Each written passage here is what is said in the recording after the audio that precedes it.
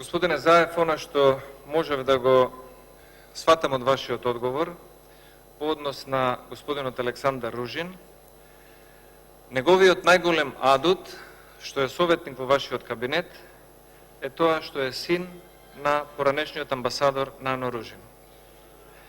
Инаку, она што гледаме што е јавно објавено од негова страна, е дека е собственик на фирма за продажба на автомобилски гуми. Јас би сакал да успее во привлекување некоја ваква фирма, но мислам дека ја подценувате македонската јавност ако сметате дека тој, како советник, може на државата, платен со државни пари, да ја помогне сериозно во конекциите стопански и економски со Франција, Белгија или Холандија. Доколку би биле малку посериозен во трошењето на буџетските пари, наместо него вие би ангажирале поранешната министерка Илинка Митрева, која што има најголеми конекции и во Франција и во франкофонските земји. Но ангажманот на господинот Ружин е, според мене, симптоматичен заедно со ангажманот на господата Мерсел Билјали и Исмет Рамадани како ваши советници, кои што така добиваат по 40.000 денари месечно. И мислам дека со државни пари вие правите подкуп на јавното мислење.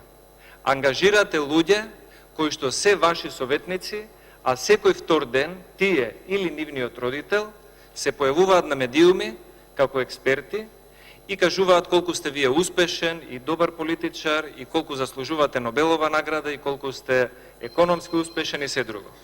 Јас друг ангажман, освен ангажманот на амбасадорот Нано Ружин, на секоја национална телевизија, каде што треба да биде пофален господинот Заев, не сум видел за да може да биде оправдан ангажманот на неговиот син Александар Ружин. И второ, господинот Љупчо Зафировски, кој што викате дека помага со кабинетот на Макрон, баш би сакале да знаеме и да видиме негова биографија, кој е човекот, колку пати има влезено во кабинетот на Макрон или се има сретнато со неговите советници и да добиеме извештај кој што веројатно извештај ги добивате и вие. Во спротивно, трошењето на овие големи пари испаѓа дека вие како премиер си имате своји платени фалбаџии кои што треба да одат по националните телевизии и со пари од граѓаните да зборуваат колку сте вие успешен премиер. Немам дополнително прашање и не сум задоволен од одговорот. Благодарам. Депутатите Нукаш Тикна. Пратинокот не е задоволен од одговорите, нема дополнително.